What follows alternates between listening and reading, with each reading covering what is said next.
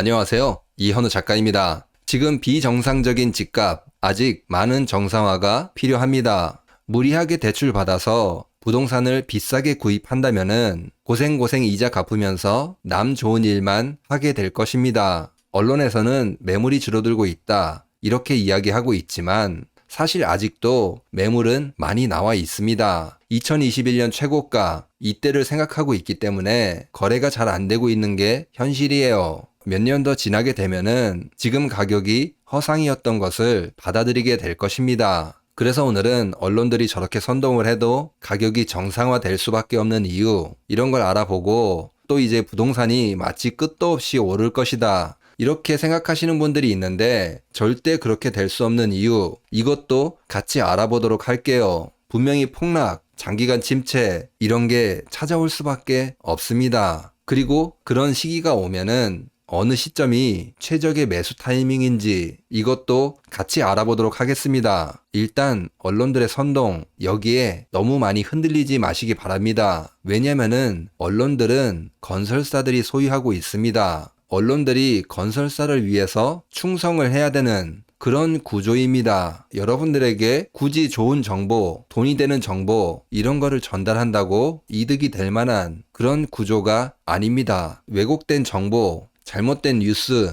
이런 게 많이 나올 수밖에 없는 그런 환경입니다. 그렇기 때문에 언론들의 이야기 너무 많이 믿지 마시고, 또 최근 들어서 언론들이 더더욱 난리를 치고 있는 것 같아요. 그 이유가 있는데 건설사들이 어려워지고 있기 때문입니다. 1월에서 6월 종합건설사 폐업 신고가 240건으로 같은 기간 작년에 비해서 약 39%가 증가했다고 해요. 작년에 이미 역대 최대다, 이렇게 막 이야기를 했는데 지금 그거를 뛰어넘었어요. 그러니까 언론들이 더더욱 진실된 이야기를 할 상황이 아니라는 거죠. 그리고 부동산 가격이 끝도 없이 오를 것이다, 이렇게 생각하고 말씀하시는 분들이 있는데 부동산 가격이라는 게 폭락도 오고 장기간 침체가 오게 됩니다. 이게 모든 자산 시장이 이런 패턴을 보여줍니다. 영원히 상승하고 끝도 없이 상승하는 그런 자산은 세상에 존재하지 않아요. 우리나라 부동산이 세계의 모든 자산을 제치고 끝도 없이 상승한다? 말도 되지 않습니다. 아무튼 다른 나라 부동산하고 조금 비교해 보도록 하겠습니다. 지금 미국 같은 경우에는 부동산 가격이 2006년부터 한 4년 정도 폭락을 했습니다. 전고점을 돌파하는데 12년 정도, 이 정도 시간이 걸렸어요. 폭락을 하고 다시 회복하는데 많은 시간이 걸렸다는 겁니다. 일본 같은 경우에는 1990년대 이때 폭락하기 시작해서 아직까지 회복하지 못했습니다. 그러니까 부동산 가격이 끝도 없이 상승한다, 이런 논리는 존재하지 않는다, 그 말이죠. 물론 우리나라 부동산이 일본처럼 저렇게 회복을 못하게 될지, 미국처럼 시간이 흐른 후에는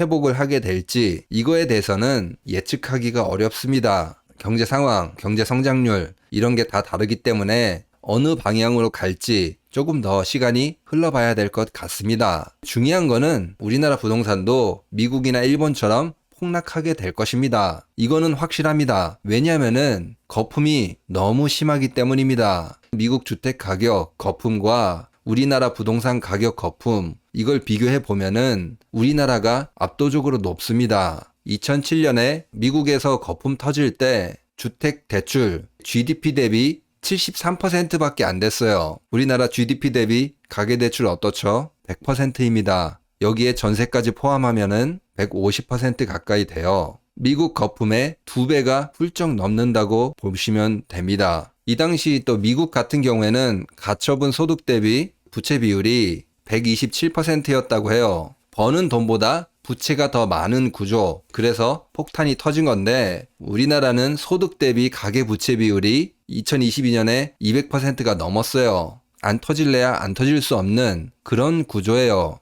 일본 같은 경우에는 버블이 한창일 때 가처분 소득 대비 가계부채 비율이 140%, 이 정도였습니다. 역시 우리나라보다 적었죠. 그런데도 지금 이렇게 장기간 침체, 그리고 전고점도 회복하지 못하는 이런 일을 겪고 있습니다. 우리나라 부동산 가격 미국과 일본처럼 붕괴할 수밖에 없는 이유 간단합니다. 너무 비싸기 때문이에요. 너무 비싸서 수요자가 없기 때문입니다. 수요라고 하는 것은 그냥 사고 싶다고 해서 다 수요자가 되는 게 아닙니다. 이게 서울 부동산을 다 사고 싶죠. 하지만 그거를 돈을 낼 수 있는 사람이 없다면은 수요가 없는 거나 마찬가지입니다. 그러니까 건설사들 가격을 계속 높여서 부르고 있는데 사람들이 안 사거나 사람들이 사지 못하게 되면은 그냥 수요가 없어진다는 겁니다. 그럼 이제 지금 우리나라 주택 가격 얼마나 사기 어려운지 이런 걸 보면은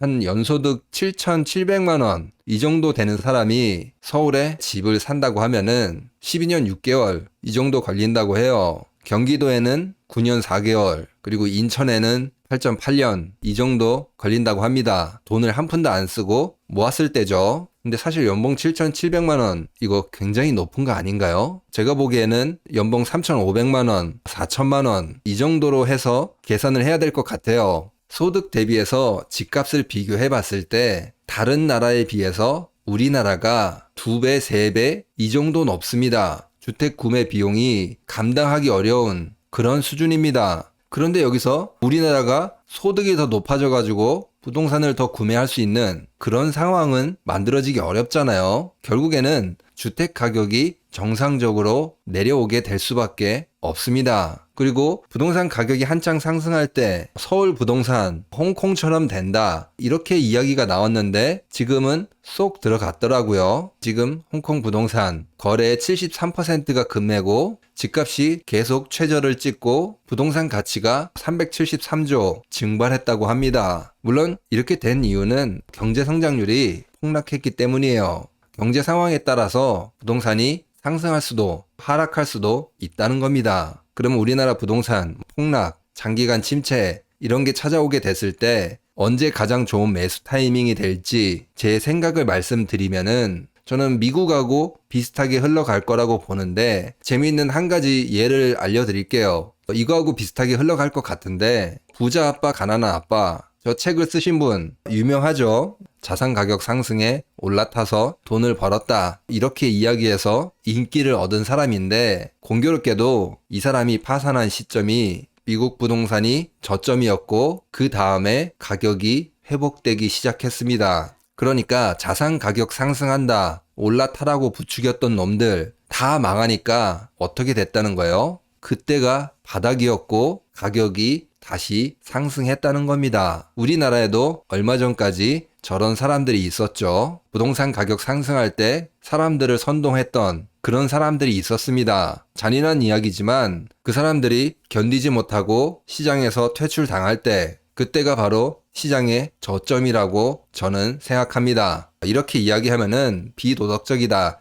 너무한 거 아니냐, 다른 사람이 망하길 바라냐 이렇게 말하실 수 있지만 하지만 저나 여러분들은 저 사람이 망했으면 좋겠다 그런 게 아닙니다. 그냥 인간 지표로 보고 있을 뿐입니다. 여러분들도 제 의견 참고하셔서 반대로 해서 돈이 된다면은 그렇게 하셔도 전혀 상관이 없습니다. 자산시장이 굉장히 잔인한 곳이기도 하죠. 누군가는 손해를 보기도 하고 이익도 보고 그런 시장이기 때문에 여러분들도 냉정해지셔야 합니다. 그러면 오늘 내용을 정리하도록 하겠습니다. 언론들이 이렇게 선동하고 있는데 많이 믿지 마시기 바랍니다. 특히 최근 들어서 건설사들이 이렇게 많이 부도가 나고 있기 때문에 사장님을 살리기 위해서 충성을 하고 있는 것입니다. 그리고 주택 가격 끊임없이 오를 것 같지만 분명히 폭락도 하고 장기간 침체 이런 거를 겪게 됩니다. 미국 같은 경우에도 그렇고 일본 같은 경우에도 그렇게 흘러갔습니다. 우리나라 부동산이 미국이나 일본에 비해서 특별한 게 없습니다. 오히려 우리나라 부동산 버블이 과거 미국, 일본 부동산 버블이 한창일 때보다 2배 가까이 높습니다. 사실상 폭락할 수밖에 없는 장기간 침체를 겪을 수밖에 없는 그런 구조를 가지고 있습니다. 지금 그냥 정부가 돈을 때려 박아서 막고 있을 뿐이에요.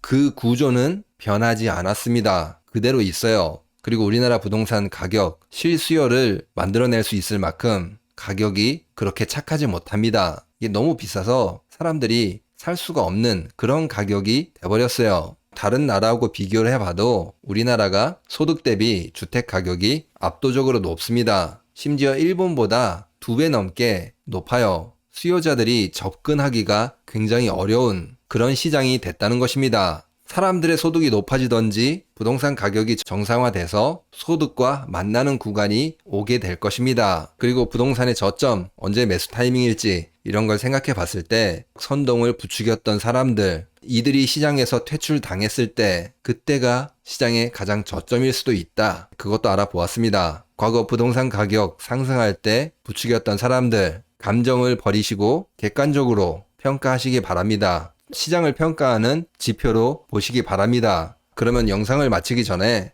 후원을 해주신 송기준님, 그리고 익명으로 후원해주시고 사필규정 잘 보고 있습니다. 메시지 남겨주신 분들 정말 감사합니다. 다른 분들도 후원을 해주신다면 정직하게 영상을 만드는데 많은 힘이 됩니다. 여기서 마치도록 하겠습니다. 구독과 좋아요 꼭 부탁드립니다. 감사합니다.